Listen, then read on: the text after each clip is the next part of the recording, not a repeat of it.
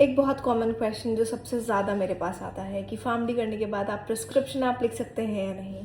तो इस harsh reality को बताने से पहले मैं आपको एक बात बताऊंगी कि प्रिस्क्रिप्शन मॉनिटरिंग आप कर सकते हैं, प्रिस्क्रिप्शन वेरीफाई आप कर सकते हैं, प्रिस्क्रिप्शन रीचेक आप कर सकते हैं। उसमें जो दी हुई मेडिकेशंस होती हैं उनको आप रिव्यू कर सकते हैं एंड चेक कर सकते हैं कि वो मेडिकेशन सही दी हुई हैं, सही डोज में दी हुई हैं या सही टाइम पर दी हुई हैं या नहीं।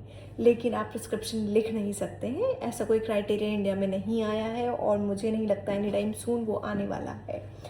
बट हाँ, जो मैंने अभी तक अपनी लाइफ में काम किए हैं, आफ्टर डॉक्टर ऑफ फार्मेसी 2021 में मैंने कंप्लीट किया था।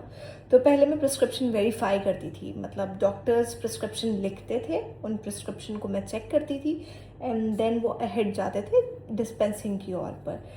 उसमें मैं एक चीज़ और करती थी कि मैं प्रिस्क्रिप्शन उसमें ये देखती थी कि ड्रग ड्रग इंटरेक्शन है उसमें या नहीं, उसकी डोजेज सही दी हुई है या नहीं, उसका टाइम सही है या नहीं। इसका एग्जांपल मेजर ये है कि थायराइड की गोली होती है जो कि सुबह में ही दी जाती है, और उसमें अगर थोड़ा बहुत भी चेंज होता था तो हमें डॉक्टर को कॉल करना होता था and then we used to ask them to change it कि आपने मेडिकेशन की एंट्री गलत करी है।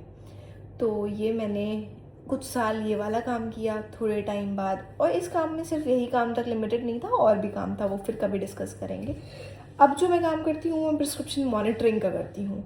Basically prescription verifying, prescription monitoring दोनों अलग अलग चीज़ें हैं। मॉनिटरिंग का काम मैं आपको फिर कभी बताऊँगी इंशाल्लाह। अल्लाह हाफ़िज़।